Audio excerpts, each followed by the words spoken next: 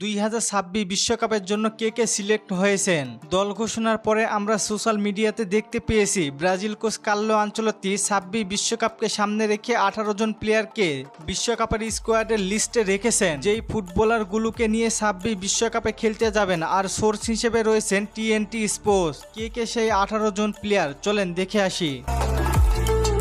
18 জন প্লেয়ারদের মধ্যে আছেন 2 জন গোলকিপার, 5 জন ডিফেন্ডার, 4 জন মিডফিল্ডার এবং 7 জন অ্যাটাকার। এই হলো মোট 18 জন ফুটবলার। 2026 বিশ্বকাপকে সামনে রেখে 2 জন গোলকিপার হলেন বেন্টো এবং অ্যালিসন বেকার। এই 2 জন গোলকিপার বিশ্বকাপে যাচ্ছে, এতে কোনো সন্দেহ নেই। 5 জন ডিফেন্ডারদের মধ্যে Eder Militao, Gabriel Magalhaes, Marquinhos, Alexsandro Ribeiro এবং অ্যালেক্সান্দ্রো। আমার কেন জানি মনে হচ্ছে অ্যালেক্সান্দ্রো রিবেইরো আর অ্যালেক্সান্দ্রো এই 2 জন বিশ্বকাপে যাবে কিনা সন্দেহ রয়েছে। মিডফিল্ডে আছেন 4 জন, Casemiro, Bruno Guimaraes, Lucas Paqueta ও আন্দ্রে সান্তোস। মোটামুটি শিওর এই 4 জন মিডফিল্ডার 2026 বিশ্বকাপে যাচ্ছে।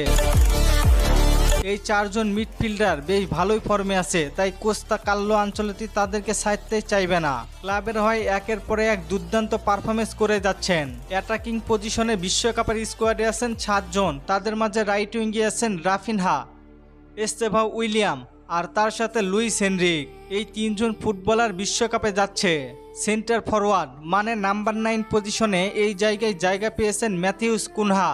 2026 বিশ্বকাপে যাচ্ছেন তিনি, যদি ইনজুরিতে না পড়েন। লেফট উইঙ্গে আছেন ভিনিসিয়াস জুনিয়র, গ্যাব্রিয়েল মার্টিনেল্লি। তবে গ্যাব্রিয়েল মার্টিনেল্লি কি বিশ্বকাপে যাবেন, সেখানে কিন্তু প্রশ্ন থেকেই যায়।